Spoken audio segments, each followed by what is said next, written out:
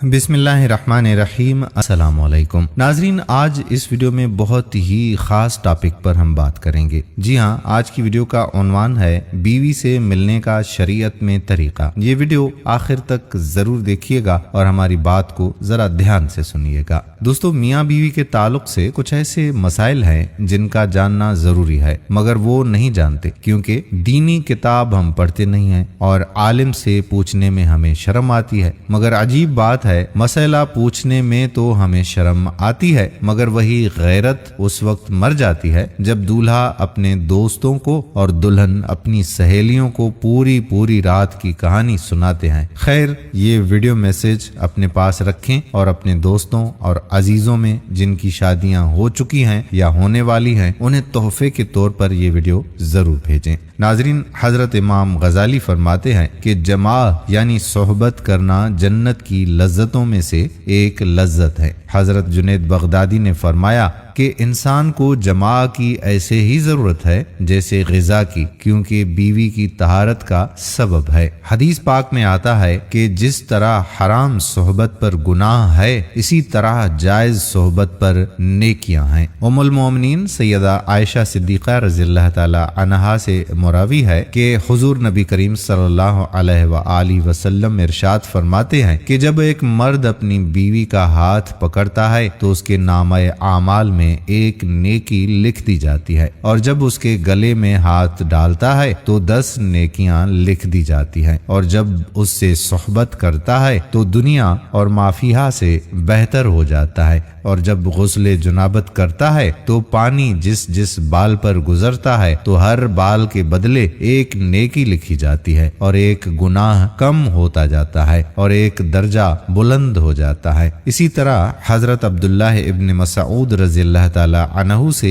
एक शख्स ने अर्ज किया कि मैंने जिस लड़की से शादी की है, मुझे लगता है कि वो मुझे पसंद नहीं करेगी। तो आप फरमाते हैं कि मोहब्बत खुदा की तरफ से होती है और नफरत शैतान की तरफ से होती है। तो ऐसा करो कि जब तुम पहली बार उसके पास जाओ तो दोनों वुजू करो और 2 रकात नमाज़े नफिल शुक्राना इस तरह से पढ़ो कि तुम इमाम हो और वो तुम्हारी इक्तिदा करे, तो इंशाअल्लाह तुम उसे मोहब्बत और वफा करने वाली पाओगे। दोस्तों, खास जमा के वक्त बात करना मकरूह है, इससे बच्चे के तोतले होने का खतरा होता है। इसी तरह से उस वक्त औरत की शर्मगाह की तरफ नजर रखने से भी बचना चाहिए कि बच्चे का अंधा होने का इम्कान है। यूं ही बिल्कुल बरहना भी सोहबत ना करें, वरना बच्चे के बेहया होने का अंदेशा है। बहवाला फतवा रिजविया जुल्द नंबर 9 सफ़ा नंबर 46। हम बिस्तरी के वक्त बिस्मिल्लाह शरीफ पढ़ना सुन्नत है, मगर याद रहे कि सतर खोलने से पहले पढ़े, और सबसे बेहतरीन है कि जब कमरे में दाखिल हो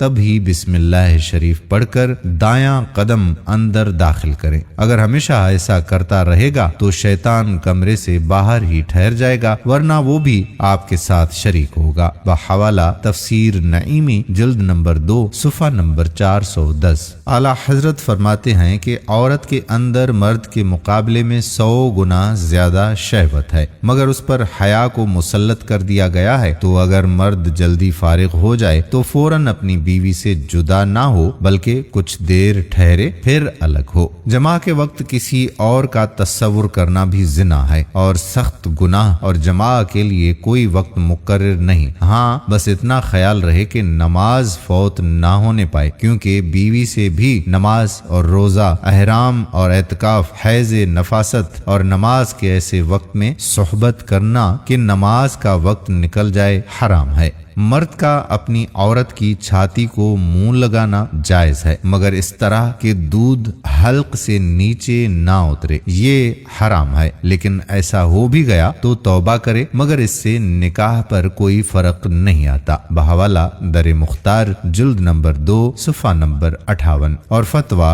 रिजविया। मर्दो औरत को एक दूसरे का सतर देखना छूना जायज है, मगर हुक्म यही है कि मकाम मखसूस की तरफ ना देखा دیکھا جائے کہ اس سے نسیان کا مرض ہوتا ہے اور نگاہ بھی کمزور ہو جاتی ہے۔ بحوالہ رد المختار جلد نمبر 5 صفحہ نمبر 256۔ مرد نیچے ہو عورت اوپر ہو، یہ طریقہ ہرگز صحیح نہیں ہے، اس سے عورت کے بانجھ ہو جانے کا خطرہ ہے۔ بحوالہ مرزبات یوسف صفحہ نمبر 41۔ فراغت کے بعد مرد و عورت کو الگ الگ کپڑے سے اپنا سطر صاف کرنا چاہیے، کیونکہ دونوں کا ایک ہی کپڑا استعمال کرنا نفرت اور جدائی کا سبب ہے۔ احتلام ہونے کے بعد یا دوسری مرتبہ صحبت کرنا چاہتا ہے تب بھی سطر دھو کر وضو کر لینا بہتر ہے، ورنہ ہونے والے بچے کو بیماری کا خطرہ ہے۔ زیادہ بوڑھی عورت سے یا کھڑے ہو کر صحبت کرنے سے جسم بہت کمزور ہو جاتا ہے، اسی طرح بھرے پیٹ پر صحبت کرنا بھی سخت نقصان دہ ہے۔ جماع کے بعد عورت کو دائیں کروٹ پر لیٹنے کا حکم دیں کہ اگر نطفہ قرار پا گیا تو انشاءاللہ لڑکا ہی ہوگا۔ بحوالہ مجربات یوسف صفحہ نمبر 42۔ جماع کے فوراً بعد پانی پینا یا نہانا صحت کے لیے نقصان دہ ہے، ہاں سطر دھو لیا اور دونوں کا پیشاب کر لینا صحت کے لیے فائدہ مند ہے۔ طبیب کہتے ہیں کہ ہفتے میں 2 بار سے زیادہ صحبت کرنا ہلاکت کا باعث ہے۔ شیر کے بارے میں آتا ہے کہ وہ اپنی مادہ سے سال میں 1 مرتبہ ہی جمع کرتا ہے اور اس کے بعد اس پر اتنی کمزوری لاحق ہو جاتی ہے کہ اگلے 48 گھنٹے تک وہ چلنے پھرنے کے قابل بھی نہیں رہتا، اور 48 گھنٹے کے بعد جب وہ اٹھتا ہے تب بھی لڑکھڑاتا ہے۔ بحوالہ مجربات یوسف صفحہ نمبر 41۔ عورت سے حیض کی حالت میں صحبت کرنا جائز نہیں، اگرچہ شادی کی پہلی رات ہی کیوں نہ ہو، اور اگر اس کو جائز جانے جب تو کافر ہو جائے گا، یوں ہی اس کے پیچھے کے مقام میں صحبت کرنا بھی سخت حرام ہے۔ بحوالہ بہادر شریعت جلد نمبر 2 صفحہ نمبر 48۔ مگر حیض کی حالت میں وہ شہوت بھی نہیں ہو جاتی، جیسا کہ بہت جگہ رواج ہے کہ فاتحہ وغیرہ کا کھانا بھی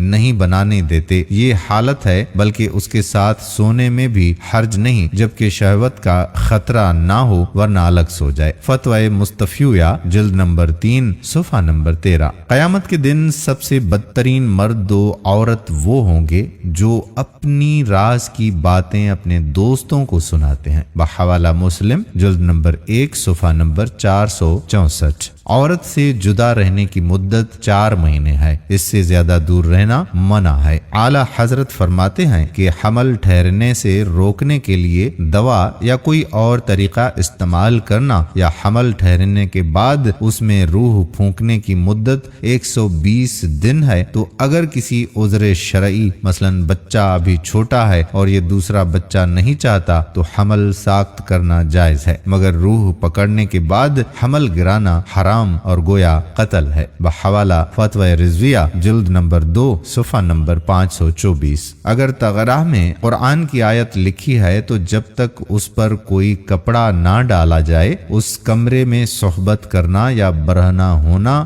بے ادبی ہے۔ ہاں قرآن اگر جزدان میں ہے تو حرج نہیں، یوں ہی قبلہ رو ہونا بھی منع ہے۔ بحوالہ فتوی رضویہ جلد نمبر 9 صفحہ نمبر 522۔ جو بچہ سمجھدار ہو اس کے سامنے صحبت کرنا مکروہ ہے۔ کسی کی 2 بیویاں ہیں، اگرچہ اس کا کسی سے پردہ نہیں، مگر عورت کا عورت سے پردہ ہے، تو ایک کے سامنے دوسرے سے صحبت کرنا جائز نہیں۔ دوستو یہ کچھ کارآمد باتیں تھی جو میں نے سوچا کہ اپنے ناظرین تک پہنچائی جائیں۔ امید ہے کہ یہ ویڈیو آپ کے لیے اچھی ثابت ہوئی ہوگی۔ آنے والی ویڈیو تک اپنے میزبان قادر بخش کلہوڑوں کو اجازت دیجیے۔ اللہ حافظ۔